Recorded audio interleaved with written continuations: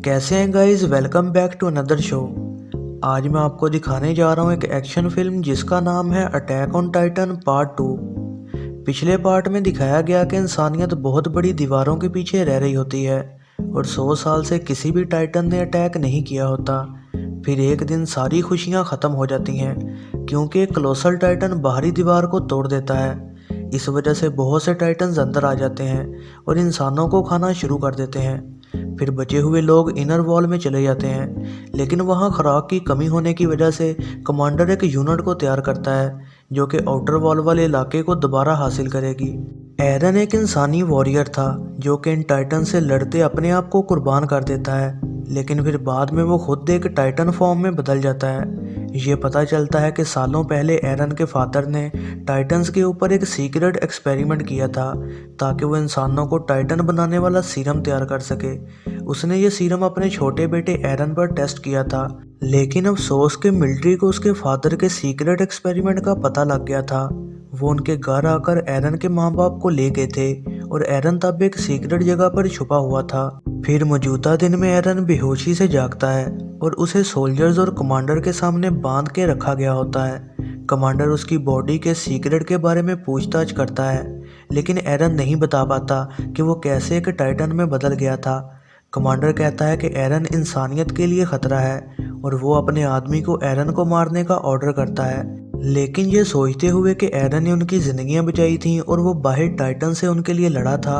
Ermine और कुछ soldiers एरन को बचाने के लिए खड़े हो जाते हैं और वो कमांडर को मनाने की कोशिश करते हैं कि वो एरन को ना मारे, लेकिन कमांडर अभी भी एरन को मारने का ही कहता है और एक सोल्जर को मार देता है जो कि मिलिट्री के बारे में एक राज बताने वाला होता है। ठीक उसी वक्त जब सोल्जर्स एरन को मारने लगते हैं तभी एक टाइटन वहां पर आ जाता है और कमांडर और सोल्जर्स को मार गिराता है। आर्मी को भी एहसास होता है कि इतने ताकतवर टाइटन को नहीं रोका जा सकता क्योंकि ये आम टाइटन से कहीं ज़्यादा ताकतवर और समझदार है। इससे भी बुरा ये कि वो जानता है कि गर्दन पर अपनी कमज़ोरियों की हिफाजत कैसे करनी है। टाइटन बस एरन को टारगेट करता है और उसे वहां से ले जाता है और वो बाकी सबको तो छोड़ देता है। फिर बाकी सब एक बॉम्ब का इस्तेमाल करने का प्लान बनाते हैं ताकि बाहरी दीवार को बंद किया जा सके। फिर अर्मिन और बाकी सब अपने सफ़र को निकल जाते हैं।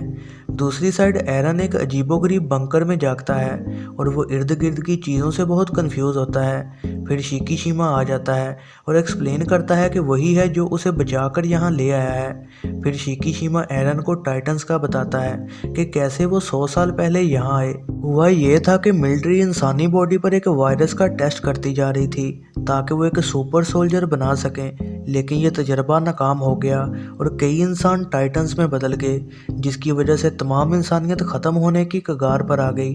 फिर बचे हुए इंसानों ने बड़ी बड़ी दीवारें बनाई ताकि वो खुद को बचा सकें। फिर जैसे जैसे वक्त गुजरा सुकून से रहने वाले इंसान टाइटन्स को भूलने लग गए और वो दीवारों में रहने से मना करने लगे। फिर इस वजह से मिलिट्री ने प्लान बनाया कि वो लोगों को टाइटन्स के हमले से चुप करवा देंगे।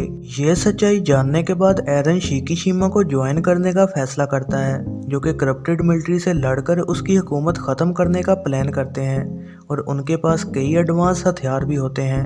एरन और शिकीशिमा फिर अर्मिन और बाकी साथियों तक पहुंच जाते हैं जिन्होंने एक बॉम्ब को हासिल कर लिया होता है ताकि वो इसका इस्तेमाल करके आउटर वॉल को सील कर सकें। शिकीशिमा आउटर वॉल सील करने से मना करता है और वो प्लान करता है कि वो इस बॉम्ब से इनर वॉल को उड़ा दें और इस तरह से टाइटन्स मिलिट्री को ख़त्म कर देंगे और वो इस तरह से इंसानियत को बचा पाएंगे। इस बात का एहसास होते हुए कि इस प्लान से बहुत से मासूम लोग मारे जाएंगे, एरन शिकीशिमा के खिलाफ खड़ा हो जाता है। वो शिकीशिमा को हरा नहीं पाता क्योंकि वो काफ़ी स्ट्रॉन्ग होता है। तभी उसी वक्त मिकासा खड़ी होती है और एरन को बचाना चाहती है, लेकिन वो उसकी कोई बात नहीं मानता। फिर शिकीशिमा और उसके इस खतरनाक प्लान को रोकने के लिए अर्मिन और एक लड़का उसकी वेपन्स को तबाह करने का फैसला करते हैं। फिर लड़का एक करीबी टावर को वेपन्स के ऊपर गिरा देता है, जिसकी वजह से ज़ोरदार धमाका होता है और साथ में उसकी जान भी जाती रहती है। फिर बचे हुए लोग उस बॉम्ब को लेके एक ट्रक में वहां से भाग जाते हैं, लेकिन शिकीशिमा जल्दी ही उन तक पहुंच जाता है और वो इस बॉम्ब को अपने प्लान के लिए हासिल करना चाहता है।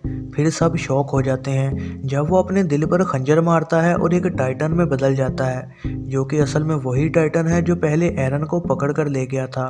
फिर बॉम्ब को टूटी गई आउटर वॉल के पास पहुंचाया जाता है, लेकिन वो देखते हैं कि उसको टाइटन्स ने घेर लिया है। फिर इस खतरनाक टास्क को पूरा करने के लिए एरन अपने दिल पर खंजर मारना चाहता है ताकि वो खुद को टाइटन बना सके, लेकिन उसको सब रोक देते हैं क्योंकि कोई भी यकीन से नहीं कह सकता कि ये चीज़ एरन के लिए काम करेगी या नहीं। फिर कोई चॉइस ना होते हुए सब एक साथ मिलकर शिकीशिमा पर हमला करते हैं। लड़की तीर से उसकी एक आंख उड़ा देती है और मिकासा उसकी कुछ उंगलियां काट देती है और एरन उसके पांव पर वार करता है, जिसकी वजह से वो ग्राउंड पर गिर जाता है। एक साथ इतनी कोशिश के बावजूद भी वो टाइटन को हरा नहीं पाते। फिर वो एरन को मुक्का मार के एक दीवार पर मारता है, जिसकी वजह से एरन भी टाइटन में बदल जाता है।